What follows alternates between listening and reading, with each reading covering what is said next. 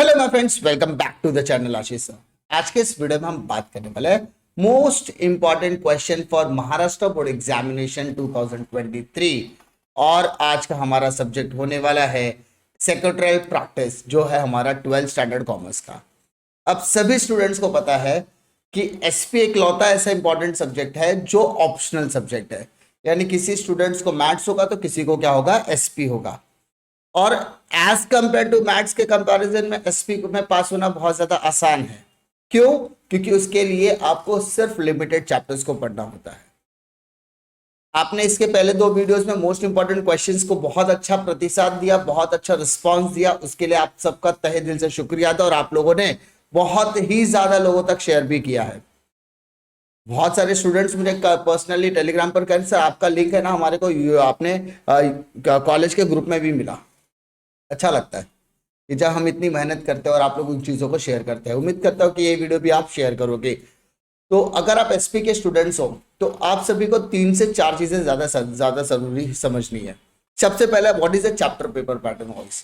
अगर आपको chapter wise weightage पता है कि आप सभी को पता है, जैसे चैप्टर नंबर 1 और 2 अगर आप करते हो तो ये अकेला 25 मार्क का चैप्टर है, जिसमें 17 मार्क्स आपको विथ रेटिंग के हिसाब से देखा जाएगा। और आप सभी को पता है कि इसमें से 8 मार्क का एक क्वेश्चन डेडिकेटेड बनता है, प्लस एक डिस्टिंग्विश बिटवीन बनेगा, एक जस्टिफाई भी आपको इसमें से देखने के लिए मिलेगा, और एक शॉर्ट नोट्स भी देखने के लिए मिलता है, जिसको हम लोग आंसर इन ब्रीफ भी बोलते हैं।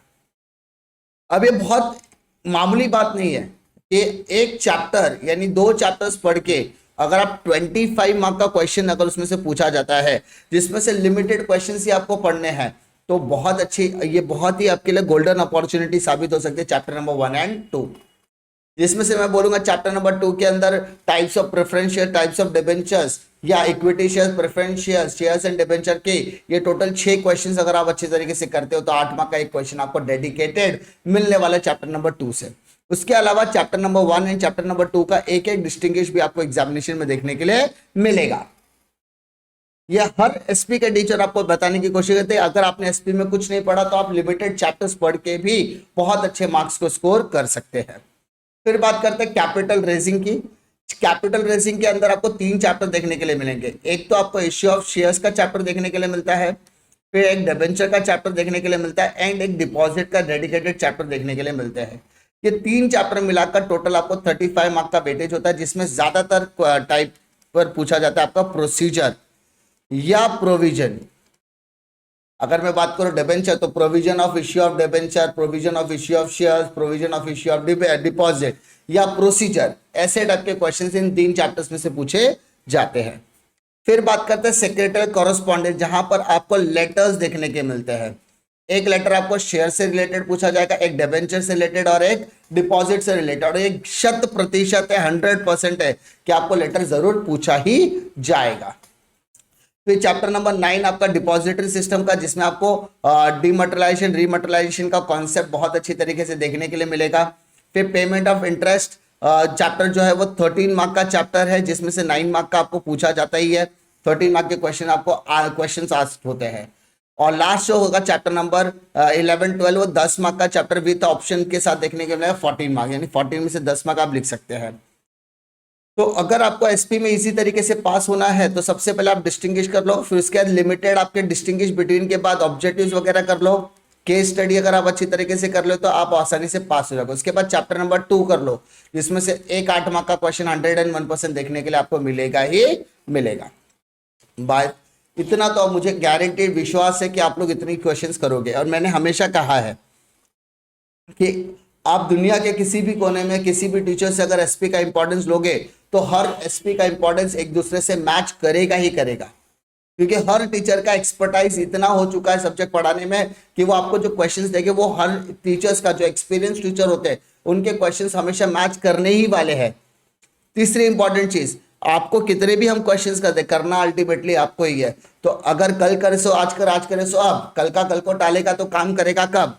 वही सीन है कि आपका क्वेश्चन कोई भी दे कभी भी दे, बट अल्टीमेटली करना तो आपको ही पड़ेगा। और अगर आपके पास नंबर ऑफ क्वेश्चंस मिल गए हैं तो आप उसको रिवाइज कर सकते हैं या उसको बाय हार्ट कर सकते हैं एक स्टिपुलेटेड टाइम के अंदर।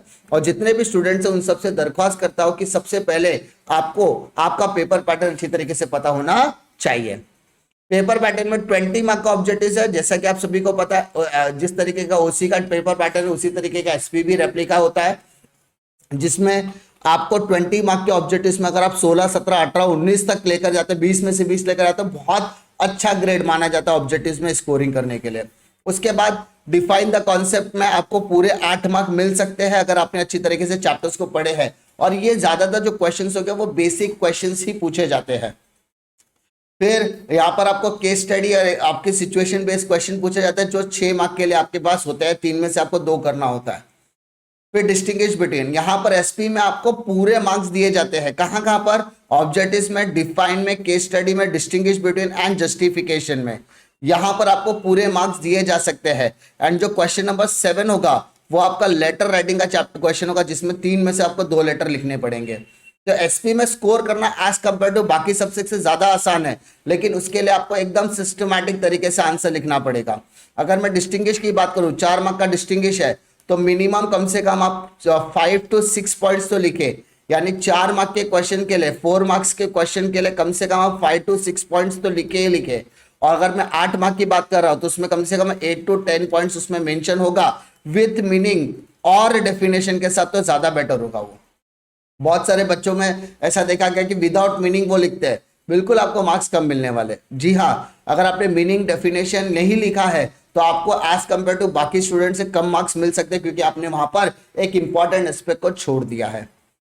प्रोसीजर वगैरह के में भी देखा जाता है, स्टूडेंट जब लिखते हैं procedure of issue of shares, तो उसमें वो शेयर्स का मीनिंग ही नहीं लिखते, सीधा वो प्रोसीजर लिखना शुरू करते हैं, board meeting and all it सब कुछ। तो वैसा नहीं है, आपको पहले शेयर्स को डिफाइन करना जरूरी है, शेयर्स के बारे में आपको डिटेल में लिखना जरूरी है। जब तक आप शेयर्स को एक्सप्लेन नहीं करोगे तब तक उसके प्रोसीजर को जान के लोग करेंगे क्या?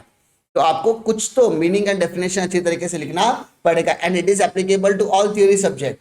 अगर आप कॉमर्स में हो और आपको मीनिंग नहीं लिख रहे हो, डेफिनेशन, मीनिंग और डेफिनेशन दोनों लिखा तो वेल एंड गुड, नहीं सिर्फ मीनिंग से भी आपका काम चल सकता है। ठीक है, आई होप आपको इतनी बातें समझ में आ गई होगी। आप इनके आगे जो भी हम बात करेंगे वो आपको नोट डाउन करके लेने की, कौन से चैप्टर में क्या चीजें इंपॉर्टेंट है। बात करते हैं चैप्टर नंबर 1 में, that is introduction of to corporate finance. इसमें आपको सबसे पहले करना है इंपॉर्टेंस ऑफ कॉर्पोरेट फाइनेंस, फिर capital requirement of fix capital and working capital, and आपको फिक्स्ड एंड वर्किंग कैपिटल का डिस्टिंग्विश बिटवीन भी करना है। इसमें से आपको एक डिस्टिंग्विश एंड एक शॉर्ट आंसर्स देखने के लिए मिलेंगे एग्जाम में, इसकी अश्योरिटी है। फिर बात करते हैं chapter number 2, that is sources of corporate finance. इसके अंदर shares and debentures, equity shares and preference shares, ये 2 डिस्टिंग्विश अगर आप अच्छी तरीके से कर लेते हो, और इन डिस्टिंग्विश में अगर अभी से आप पढ़ाई चालू करें, उन बच्चों की मैं बात कर रही हूँ जिन्होंने ऑलरेडी कर लिया, उसके लिए उनके लिए तो सोने पे सुहा का रिवीजन है। लेकिन जो अभी स्टार्ट करे वो डिस्टिंग्विश बिटवीन में कम से कम 7 से लेकर 10 पॉइंट के आसपास बाहर करें, shares and debenture, equity and preference में। तो आप इन डिस्टिंग्विश को एज अ फीचर्स इस्तेमाल कर सकते हैं। जी हाँ, अगर आपको फीचर्स ऑफ शेयर्स दिया तो शेयर्स का पूरा एक साइड उठा के लिख दो, डिबेंचर्स का एक साइड पूरा डिबेंचर का फीचर पूरा डिबेंचर का पूरा 1 साइड उठा के लिख दो। तो उसमें क्या होगा कि आपका कम समय में ज्यादा बाहर करके हो सकता है, ज्यादा स्टडी हो सकती है। सेम इक्विटी एंड प्रेफरेंस के फीचर्स में भी कर सकते हो, जो आज से स्टडी करने बैठने वाले हैं। फिर the most important question for 8 mark question, that is types of preference shares and types of debenture. ऐसा नहीं कि इसमें से फीचर्स नहीं पूछा जा सकता, मैं जब भी ये दे रहा था features of shares, debenture, equity, preference, ये तो क्वेश्चन आपके एग्जामिनेशन में पॉइंट ऑफ व्यू से इंपॉर्टेंट है, लेकिन अगर आप डिस्टिंग्विश कर लेते हो तो इस पे आपको थोड़ी कम मेहनत करनी पड़ेगी, क्योंकि ऑलमोस्ट सारे आंसर्स यहाँ पर एक जैसे दिखाई देने वाले हैं। ठीक है, बात करते हैं चैप्टर नंबर 3 में। इसमें आपको सबसे पहले डिस्टिंग्विश करना शेयर सर्टिफिकेट, शेयर वारंट। अगर आपको इसमें से शॉर्ट नोट्स पूछता है तो आप एज इट इज कॉपी कर सकते हैं। Transfer of shares, transmission of shares का आपको शॉर्ट आंसर्स देखने के लिए मिल सकता है, और डिस्टिंग्विश में तो यह मदद करने ही वाला है। साथ ही साथ आईपीओ एक इंपॉर्टेंट आंसर इन ब्रीफ आपको देखने के लिए मिल सकता है। फिर method of issue of share, जिसके अंदर आपको पब्लिक इशू, फिर एम्प्लॉय स्टॉक ऑप्शंस की जैसे मेथड्स देखने के लिए मिलेंगे। ठीक है, फिर बात करते हैं चैप्टर नंबर 4 में इश्यू ऑफ डिबेंचर्स में। इसमें आपको 2 इंपॉर्टेंट क्वेश्चन है, that is provision and procedure. ये दोनों में से एक क्वेश्चन आपको आंसर इन ब्रीफ में देखने के लिए मिलेगा ही मिलेगा। आंसर इन ब्रीफ या तो जस्टिफाई, इसमें से एक क्वेश्चन पूछा जाता ही है हमेशा। डिपॉजिट के अंदर आपको एक ही क्वेश्चन है, that is terms and condition of acceptance of deposit. ये एक इंपॉर्टेंट क्वेश्चन होगा एग्जामिनेशन के पॉइंट ऑफ व्यू से। फिर बात करते हैं correspondence with the member. Member के अंदर आपको शेयर से रिलेटेड जो लेटर्स होते हैं उसके बारे में है। तो यहाँ पे 3 इंपॉर्टेंट लेटर है, एक इश्यू ऑफ शेयर सर्टिफिकेट है, पेमेंट ऑफ डिविडेंड है and issue of bonus shares है। ठीक है, ये 3 इंपॉर्टेंट लेटर्स होने वाले हैं। डिबेंचर होल्डर से रिलेटेड लेटर की अगर हम बात करें तो उसमें allotment of debentures, payment of interest on debentures and redemption of debenture देखने के लिए मिलेगा आपको। ठीक है, डिपॉजिटर्स के लेटर की बात करें तो payment of interest, renewal of deposit, ये 2 इंपॉर्टेंट लेटर होंगे। इसके साथ साथ रिपेमेंट ऑफ डिपॉजिट 3। अगर आप एक दिन में एक लेटर लेकर बैठते हो तो 9 डेज में 9 लेटर हो जाएंगे, लेकिन ये 9 डेज आपको तकरीबन 10 मार्क दिलाने वाले हैं लेटर में। जैसा कि हमने स्टार्टिंग में डिस्कशन किया कि लेटर आपको 3 में से 2 लेटर पूछे ही जाएंगे। और मैं आपको बोलता अगर आपको 6, 7, 8 में से अगर आप कोई भी 2 चैप्टर भी अच्छे से करते हो ना तो 3rd लेसन आप ऑप्शन में रख सकते हो, क्योंकि हर चैप्टर से एक लेटर पूछा जाएगा। डिपॉजिटरी सिस्टम की बात करते हैं तो उसमें advantages of depository system, constituents of depository system and एक important distinguisher that is rematerialization and dematerialization. ठीक है, ये 3 क्वेश्चन आपको चैप्टर नंबर 9 में इंपॉर्टेंट है।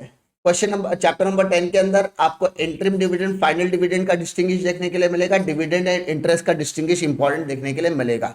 साथ ही साथ जब भी मैं डिस्टिंग्विश कह रहा हूं इसका मतलब आपको शॉर्ट नोट से आंसर इन ब्रीफ में ये सारे क्वेश्चंस दिखे तो आप पूरा वन साइड उठा के एज अ शॉर्ट नोट उसको इस्तेमाल कर सकते हैं, आंसर इन ब्रीफ में इस्तेमाल कर सकते हैं।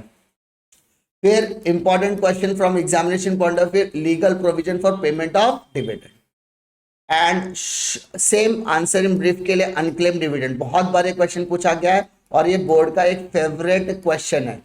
जी हाँ, चैप्टर नंबर 11 की बात करें तो functions of financial market, features of money market and capital market and साथ ही साथ इसका डिस्टिंग्विश। तो ये क्वेश्चन एग्जामिनेशन के लिए बहुत ज्यादा इंपॉर्टेंट होने वाला है। प्राइमरी मार्केट, सेकेंडरी मार्केट का डिस्टिंग्विश, देखो भाई एसपी के अंदर डिस्टिंग्विश ही पूरे पेपर की जान है। पूरे के पूरे एसपी के अंदर 10 डिस्टिंग्विश होंगे तो उसमें से 4 पूछे जाएंगे, 4 में से आपको 3 लिखना पड़ता है। ठीक है, चैप्टर नंबर 12 की बात करें तो स्टॉक एक्सचेंज के अंदर फंक्शन ऑफ स्टॉक एक्सचेंज आपका एक इंपॉर्टेंट क्वेश्चन होगा along with function of SEBI. ये दोनों में से एक क्वेश्चन गारंटीड आने ही वाला है, दोनों में से एक क्वेश्चन। ठीक है, उम्मीद करता हूं कि आपको इसमें कोई भी डिफिकल्टी नहीं होगी। जो भी बच्चों को इसमें कोई भी डिफिकल्टी है वो कमेंट सेक्शन में कमेंट ड्रॉप कर सकता है। और आप सभी बच्चों को मैं बोलना चाहता हूं कि सब अगर आप स्टडी करने बैठते हो तो जो भी क्वेश्चन आप स्टडी कर रहे हो उन सभी क्वेश्चंस को आप लिख कर करने की कोशिश करो। क्यों? और लिखने का टाइमिंग भी आप फिक्स करो 11 to 2 के दरमियान प्लस 3 to 6 के दरमियान, क्योंकि कल भी मैंने आपको बताया था आपको हैबिट बनाने में समय लग सकता है और आपको 11 से 2 और 3 से 6 के बीच में लिखना बहुत ज़्यादा ज़रूरी है, क्योंकि प्रैक्टिस से ही परफेक्शन आएगा और परफेक्शन से ही प्रोसेस बनता है और प्रोसेस ही आपको सक्सेस तक लेकर जाने वाला है। यस माय डियर, तो आपको अच्छी तरीके से जितने भी क्वेश्चंस आप कर रहे हो उन सारे क्वेश्चंस के रिटर्न प्रैक्टिस होना बहुत ज़्यादा ज़रूरी है। एंड जो रिटर्न आप बनाओगे वो आपका खुद का नोट्स बन जाएगा। एंड जब भी आप रिवीजन करने के लिए बैठोगे आप उन्हीं नोट्स का सहारा लो तो आपका रिवीजन मल्टीप्लाई हो जाएगा बहुत टाइम कि भाई मैंने अपने ही नोट से बाहर किया है, तो आपका 2 टाइम्स या 3 टाइम्स मल्टीप्लिकेशन जो रिवीजन प्रोसेस है वो बढ़ सकता है। उम्मीद करता हूं कि आपको इसमें कोई भी दिक्कतें नहीं होगी। कोई भी दिक्कतें आती है तो कमेंट सेक्शन में आप कमेंट ड्रॉप कर सकते हो। एसपी से रिलेटेड बहुत सारा वीडियोस ऑलरेडी हमने प्रोड्यूस करके रखा हुआ है जिसकी लिंक आपको डिस्क्रिप्शन बॉक्स में मिल जाएगी। वहां पर जाकर आप एसपी के लेटर्स के रिलेटेड ट्रिक, एसपी के लेटर्स, एसपी के डिस्टिंग्विश, जस्टिफाई, ऑब्जेक्टिव्स जैसे वीडियोस हमने ऑलरेडी कवर किया हुआ है, तो उसको जाकर आप जरूर चेकआउट कीजिए, उससे आपको बहुत ज्यादा मदद मिलने वाली है।